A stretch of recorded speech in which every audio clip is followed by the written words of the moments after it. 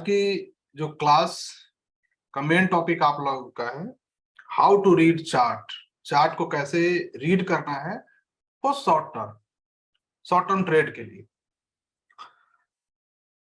ये सारी चीजें मैं पास्ट में आप लोगों को बता रखा हूं। जब मेरे पुराने वीडियो देखेंगे आप तो आपको सारी चीजें समझ में आएगी। मैंने ऑलरेडी बता रखा है।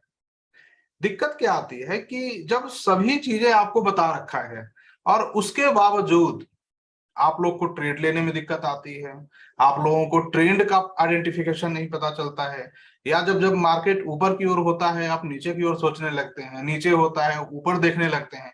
मतलब जो करना है वो नहीं करते हैं, जो नहीं करना है वो बार बार कर लेते हैं। एक साइकोलॉजिकल प्रॉब्लम है, तो उसे भी कैसे दूर किया जाए इसके थ्रू, तो उसी के बारे में आज हम लोग जानेंगे। काफी इंपॉर्टेंट है। मुझे लगता है काफी ज्यादा लोग होंगे जिनके पास मतलब कैपिटल कम हो और कैपिटल ज्यादा हो, गरीब से अमीर तक की यही परेशानी है कि वो शॉर्ट टर्म की चाहत रखता है और मार्केट उसकी इस चाहत को पूरी नहीं करने देता है। तो किस प्रकार से हम इस ग्राफ को रीड करें ताकि हमें शॉर्ट टर्म का एक विजन मिल जाए कि हमें आखिर करना क्या है और किस साइड करना है और कहां पे हमें गलत साबित अपने आप को मान लेना है, बट शर्त है कि हम ट्रेंड के साथ हों। तो शॉर्ट टर्म की जो चार्ट रीडिंग होती है वो काफी इंपॉर्टेंट है। किस प्रकार से समझिए, जनरली जब आप ट्रेडिंग में किसी प्रकार को रीड करते हैं प्राइस को, तो एक दो चीजों को आप ले लेते हैं कि मेरा ये ट्रेडिंग सिस्टम है, मैंने बनाया है, या मैं वेव सिस्टम को फॉलो करता हूं तो मैं उस पर जाता हूं। बट जब शॉर्ट टर्म में आते हैं तो इन चीजों को आपको साइड करना होगा, ये सभी को छोड़ना होगा। मैंने भी वो सारी बुरी आदतें थी जो एक आम ट्रेडर में होता है, धीरे धीरे वो छोड़ना पड़ता है। तो मैंने भी छोड़ा है, आशा आप लोग भी छोड़ेंगे। क्या है कि जब शॉर्ट टर्म ट्रेडिंग करते हैं तो हमें तीन चीजों का ख्याल रखना पड़ता है। हमें चार्ट रीडिंग में तीन चीज चाहिए ही चाहिए, उसके बाद ही हम लोग कोई विजन बनाते हैं, कोई ट्रेड लेते हैं, कोई हेज लेते हैं, किसी एडजस्टमेंट की बात होगी। वो तीन चीजें क्या है? पहला हिस्ट्री, पहला हिस्ट्री, इतिहास काफी इंपॉर्टेंट होता है। दूसरा पिवट, जो पाइवट होती है वो भी काफी इंपॉर्टेंट होती है। और तीसरा मूविंग एवरेज, प्राइस की एवरेज। ये तीन चीजों को आपको डालना होता है शॉर्ट टर्म ट्रेडिंग के लिए। हिलेगा मिलेगा तो है ही आप लोगों के पास, तो उसको तो हर जगह यूज करना है। ये तीन चीजें जब आप डालते हैं तब जाकर आप एक शॉर्ट टर्म का विजन बना पाते हैं। अब आप कहेंगे सर दो चीजें तो समझ में आई, चलो आप पिवट ट्रेडिंग इंडिकेटर हमें बता दोगे या मूविंग एवरेज, लेकिन ये हिस्ट्री की जो बात आपने बताई ये मेरे समझ में नहीं आया, क्योंकि अब फाइनेंशियल मार्केट में हिस्ट्री कहां से इंटर कर गया। तो मैं आपको बताऊं कि स्टॉक मार्केट में या हमारी लाइफ में हिस्ट्री काफी इंपॉर्टेंट रखता है। विदाउट हिस्ट्री ना ही आप स्टॉक के टेक्निकल एनालिसिस सीख सकते हैं, और विदाउट हिस्ट्री ना ही आप स्टॉक की फंडामेंटल एनालिसिस कर सकते हैं बेहतर तरीके से। आपको हिस्ट्री चाहिए ही चाहिए, क्योंकि हिस्ट्री के आधार पे ही हम देखते हैं कि आगे क्या होगा। ऐसा हुआ था पास्ट में तो आगे भी ऐसा होगा। तो आप कहोगे सर इसका कोई प्रमाण दीजिए, तो समझ में आएगा हम काफी बैक बेंचर हैं। तो इस चीज को आप समझिए कि जैसे मैंने आप लोगों को पिछले दो तीन वीडियो से बता रखा है कि 17,671 हाईएस्ट मंथली क्लोजिंग है। चलिए मैं आपको दिखाता हूं चार्ट से, क्योंकि मुझे लगता है काफी इंपॉर्टेंट सब्जेक्ट है और आप लोगों को आनी चाहिए।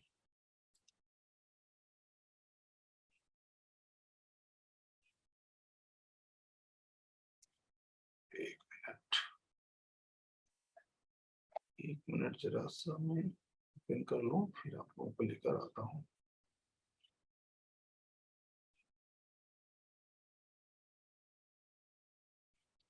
यहाँ पे आपको चार्ट दिख रहा होगा, है ना? तो करना क्या है कि मैं हिस्ट्री को समझाने के लिए आपको मंथली टाइम फ्रेम पर लेकर चलता हूं। अब मंथली टाइम फ्रेम पे जब आप हिस्ट्री को चेक करेंगे तो ये क्या कहता है आप एक तो जनरल जो आम आदमी होगा, जो जनरल ट्रेडर होगा, तो उसे तो सिर्फ एक ग्राफ दिख रहा होगा, उसे थोड़ा सा 2-3 साल एक्सपीरियंस वाले समझेंगे हाँ सर ये बहुत छोटे छोटे कैंडल बनाए हैं, या ये हाई है, ये ट्रेंड लाइन है। जो जनरल माइंडसेट होगा वो इन सब चीजों से चार्ट के एनालिसिस करता है। वो क्या कहेगा कि सर एक यहाँ से ट्रेंड लाइन भी है, ब्रेकआउट नहीं लिया है तो ये है, ठीक है उसमें। लेकिन सबसे इंपॉर्टेंट क्या है इसमें, सबसे इंपॉर्टेंट यही है जिसको आप ट्रेडिंग कर सकते हो, जो ट्रेडेबल है, वो है ये आपकी क्लोजिंग। क्लोजिंग प्राइस हमेशा इंपॉर्टेंट होता है, याद रखिएगा। उसके बाद हिस्ट्री में आते हैं तो इसकी क्लोजिंग है 17,671। मतलब आज तक की हमारी मार्केट की सबसे हाईएस्ट क्लोजिंग कितनी है, 17,671, 71। तो अब आपको इस हिस्ट्री पे भरोसा करना होगा कि इस लेवल को तोड़ने के लिए, क्लोजिंग प्राइस के लिए मार्केट को काफी ज्यादा वॉल्यूम की आवश्यकता पड़ेगी। पंटर को अपना प्लान चेंज करना पड़ेगा। पंटर में बड़ा पैसा, क्योंकि वो मार्केट मूवर है, उसे अपनी प्लान चेंज करना पड़ेगा। और हम लोग रिटेलर कहां वेट करेंगे कि यहां पे आओ, लेकिन क्लोजिंग यहां हो चुकी है तो इसके ऊपर हुआ तो हाईएस्ट क्लोजिंग है ना, लाइफ टाइम हाईएस्ट क्लोजिंग है, तो उसका इफेक्ट पड़ जाएगा। तो मतलब हिस्ट्री कहता है कि 17,671। तो जब ये 18,000 पे मार्केट गई थी, मैंने बहुत से पुराने वीडियो में भी बताया है, क्लास वगैरह में और भी ऐसी जगह, कि जब भी मार्केट 18,000 जाए एक बार या 18,100, तो आप लोग ये मान के चलना कि मंथली क्लोजिंग 17,671 के नीचे होगी। तो कुछ लोगों ने पूछा अगर सर नहीं हुई तो, मैंने कहा कि नहीं हुई तो कोई बात नहीं, हमें तो पता है कि 1 तारीख तक अगर नहीं हुई तो हम निकल जाएंगे। मान लो 17,700 पे क्लोजिंग हो गई या 800 पे हो गई, क्या फर्क पड़ता है, ऐसे होता है लाइफ में, निकल जाएंगे, एडजस्ट कर लेंगे, जो भी हो। लेकिन जब लगातार इतने महीने से कर रहा है तो मान के चलेंगे आगे भी करेगा। तो हिस्ट्री को जानना इंपॉर्टेंट है कि पास्ट में क्या क्या चीजें हुई। एक क्लियर हो गई। तो भाई अब जो क्लोजिंग होगी उसके नीचे होगी, हमें पता है। तो ट्रेडिंग प्लान उसके अकॉर्डिंग आप बना सकते थे, 18,000 के वहां पुट ले सकते हैं, नेकेट कुछ भी कर सकते हैं। एनीवे, दूसरा होता है शॉर्ट टर्म ट्रेडिंग में पिवट का रोल। पिवट का काफी अच्छा रोल होता है, खासकर शॉर्ट टर्म ट्रेडिंग में, और डे टाइम फ्रेम पे अगर उसका आप यूज करते हो तो हम उसे भी देखेंगे एक बार कि भाई वो क्या बोलता है, उसका क्या करना है। तो डे टाइम फ्रेम पे आइए, बहुत ही सिंपल वे में बता रहा हूं, बस इसको समझिए। अब कोई याद होगा पुरानी अमृतवाणी, अमृतवाणी 5 में मैंने क्या बताया था कि 17,713 तक मार्केट एक बार जा सकती है, बट वो रेजिस्टेंस का काम करेगा। उसके ऊपर जब तक क्लोज नहीं करेगी, ऊपर नहीं जाएगा, ऊपर क्लोज करती है तो सीधा ये हमारा टारगेट हो, याद होगा। उसके बाद टेलीग्राम पे भी मैंने अपडेट किया था कि 17,713 पोजिशनल बेसिस पे एक एसएल की तरह काम करेगा। अब रीजन क्या था, रीजन थी हमारी ये, जनरली प्राइस एक पिवट से दूसरे पिवट में ट्रेड करता रहता है उसके सपोर्ट रेजिस्टेंस की ओर। तो ये एक हमारा आइडिया विजन दे दिया कि भाई यहाँ पे रेजिस्टेंस है। एक दूसरी चीज आपको मिल गया। तीसरी मूविंग एवरेज, कि आपको मूविंग एवरेज को भी देखना होता है। प्राइस की एवरेज काफी इंपॉर्टेंट होती है। मैं बार बार कहता हूं कि प्राइस की एवरेज को भी अगर आप समझ लेते हैं तो मार्केट को अच्छी तरह समझ लेंगे। तो प्राइस की एवरेज क्या कर रहा है, आप देखेंगे कि डे टाइम फ्रेम पे मार्केट गिर गया है और आपने 20 SMA, ये जो ग्रीन लाइन है ये 20 दिन की सिंपल मूविंग एवरेज है, इसके साथ ट्रेवल कर रहा है, इसके साथ ट्रेवल कर रहा है। आप नोटिस कर रहे होंगे कि धीरे धीरे एवरेज ऊपर बढ़ रहा है, प्राइस धीरे धीरे बढ़ रहा है। तो इसका मतलब क्या होता है, इसका मतलब क्या होता है कि यहाँ पे जब इसके नीचे कर रहा है तो ये बायर को पूरी तरह से ट्रैप करने की अब कोशिश कर रहा है। जो भी बायर हैं, सी बायर हैं, या मार्केट में लॉन्ग का विजन रखे हुए उनके लिए, मैंने पहले भी कहा है कि लॉन्ग तभी होनी है जब इसके ऊपर क्लोज कर जाए या वीकली क्लोजिंग इसके ऊपर हो जाए। इस ट्रेंड लाइन के ऊपर अगर वीकली क्लोजिंग हो जाए, जो जनरल ट्रेंड लाइन है, मतलब मूवी से ज्यादा भी ट्रेंड लाइन हिट हो गया था मार्केट में, ठीक है, ये वाली। तो इस ट्रेंड लाइन के ऊपर 2 क्लोजिंग अगर वीकली हो जाता है तो आप वहां से लॉन्ग की सोच सकते हैं, इसको एसेल मान के। लेकिन जब तक मार्केट पूरी तरह बता नहीं दे तब तक नहीं सोचना है। क्लियर है? इसको 2-3 बार वीडियो को देखिएगा ना तो आपको काफी कुछ इसमें समझ में आएगा। तो ये चल रहा है, अब ये करेगा क्या, अब हो सकता है कि 2-3 दिन ऐसे बनाएगा और इसको ब्रेक करने के लिए इसको गैप डाउन चाहिए मोस्ट ऑफ केस में, तो एक बड़ा सा गैप डाउन कर देता है। तो जब गैप डाउन कर देगा तो कहां तक, मैक्सिमम में मैक्सिमम प्राइस हमेशा 20 से 50 की ओर ट्रेवल करता है। जैसा आपने पिछली बार देखा था 20 से में जब आवरली टाइम फ्रेम पे ब्रेक किया तो 50 की ओर बढ़ा। प्राइस में इस तरह की एक बिहेवियर देखी जाती है, तो आप इसका लाइव उदाहरण देख सकते हैं। प्लस एक पिवट से दूसरे पिवट की ओर ट्रेवल करता है, एक लाइन से दूसरे लाइन की ओर। तो अब क्या होगा कि एक थोड़ा सा ऐसा जाएगा और उसके बाद कोशिश करेगा, मतलब जब तक इसके ऊपर नहीं आता है या वीकली क्लोज हम बुल अब नहीं बनेंगे। ये जाएगी भी तो गिरने के लिए जाएगी, ये माइंड में जरूर रखना है। इसके ऊपर क्लोज होगा तो देखेंगे, या 50 ऐसे में आ जाओ उसके बाद फिर देखेंगे, दूसरी हिलेगा मिलेगा। अभी जब तक ये ऊपर नहीं आएगा, मतलब नीचे नहीं जाएगा रेड लाइन, तब तक आपको सोचना नहीं है, कुछ ना कुछ ऊपर ले जाकर गिरा देगा। लास्ट हमारा ये है ही एरिया, तो इसको रेजिस्टेंस की तरह यूज करना है।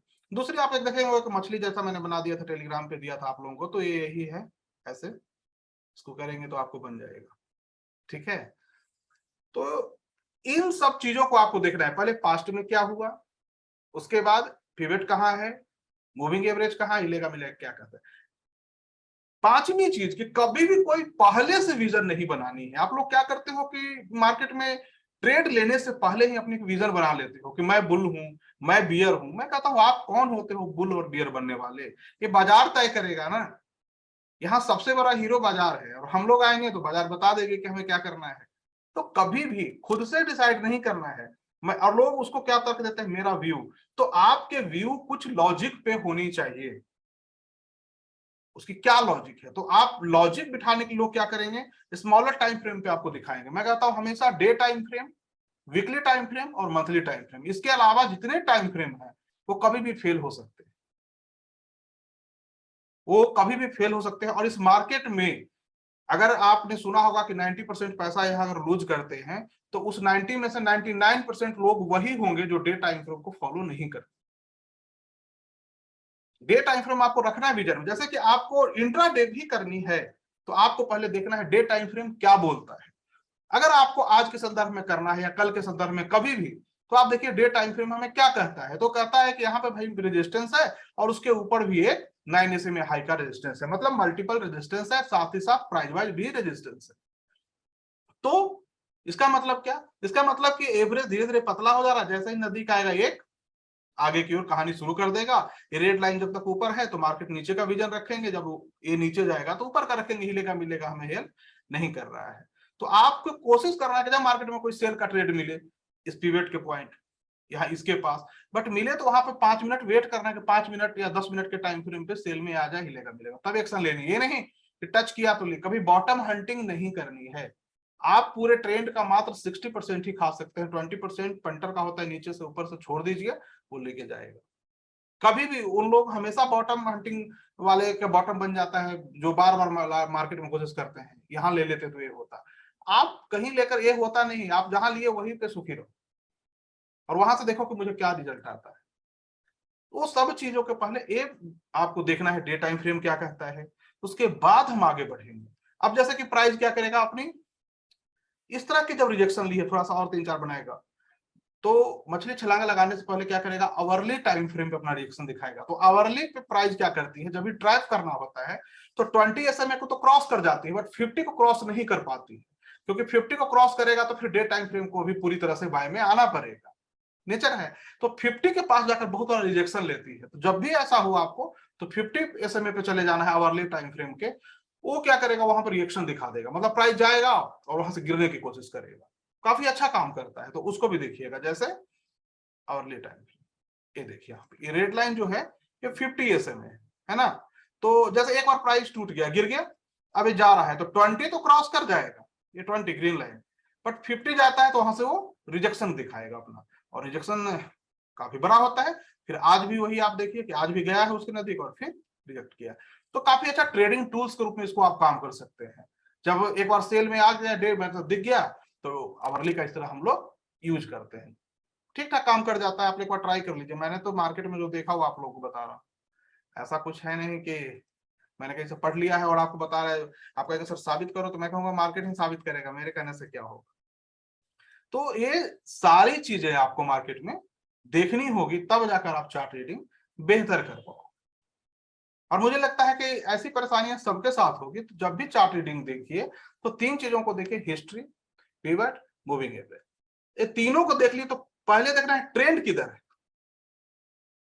ट्रेंड जब एक बार देख लेते हैं उसके बाद आप एक कोशिश कीजिए कि जब भी ट्रेड ले तो हम ट्रेंड के साथ में,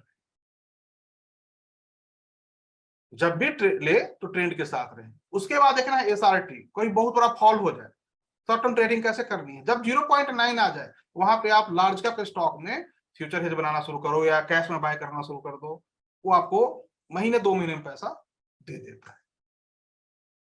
या 4 मंथ का ओटीएम बाय कर लो, 2 मंथ आगेगा आप, तो वो सब चीजें आप कर सकते हो। मतलब हिस्ट्री को माइंड में रखना है कि ये होगी तो ऐसा होगा। दूसरा पिवट को, और तीसरा मूविंग एवरेज को। उसके बाद आप इंट्राडे का कोई विजन लगाओ। इंट्राडे में मैंने बताया कि आवरली टाइम फ्रेम का 50 को याद रखिएगा, वो गिरते हुए बाजार में जब ऊपर आता है तो रिजेक्शन जोन होता है। तो इन सब चीजों को जो आप करेंगे तो मुझे लगता है कि काफी हद तक परेशानियां दूर हो जाएगी।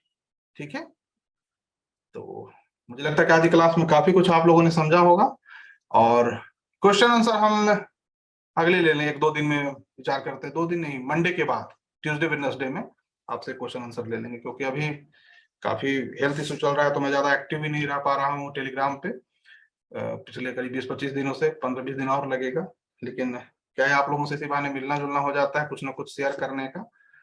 और जल्दी मिलते हैं वेडनेसडे को, कुछ क्वेश्चन आंसर आपका ले लें। ठीक है, थैंक यू।